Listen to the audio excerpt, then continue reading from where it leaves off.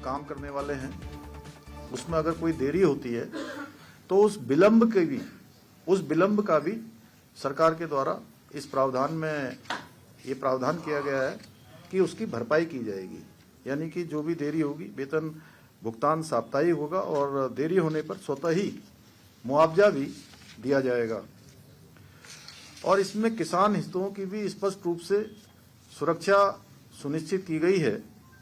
खेती की बुआई कटाई के मौसम में अधिकतम 60 दिन तक योजना के काम कानूनी रूप से रोके जा सकेंगे, इससे किसानों की जो मजदूरी की कमी नहीं होगी, खेती की लागत नहीं बढ़ेगी, ग्रामीण अर्थव्यवस्था संतुलित रहेगी। स्पष्ट है कि यह अधिनियम किसान विरोधी नहीं है, जैसा इसके बारे में जिनको केवल विरोध करना है वो कह रहे हैं, बल्कि किसानों के प्रति ये बहुत संवेदनशील अधिनियम है। और इसमें मैंने जैसा शुरुआत में ही कहा कि ग्राम पंचायतों को और ग्राम सभाओं को असली ताकत प्रदान की गई है।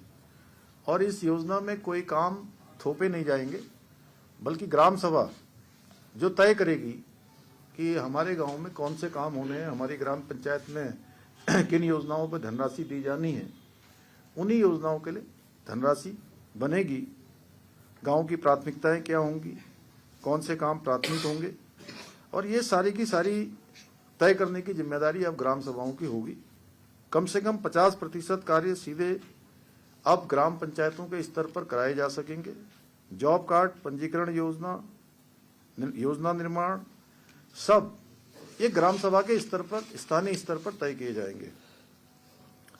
काम की क्वालिटी अच्छी हो और उसकी उपयोगिता भी हो।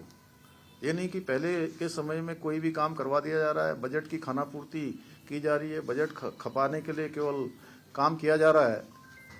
इस प्रावधान में उन सभी को गुणवत्ता पर आधारित, उपयोगिता पर आधारित किया गया है। और अब बिखरे हुए जो 260 प्रकार के अब काम नहीं होंगे, बल्कि अब 4 स्पष्ट श्रेणियां होंगी। एक जल संरक्षण का होगा, तालाब, चेक डैम, स्टॉप डैम, ग्रामीण अवसंरचना, सड़क, नाली,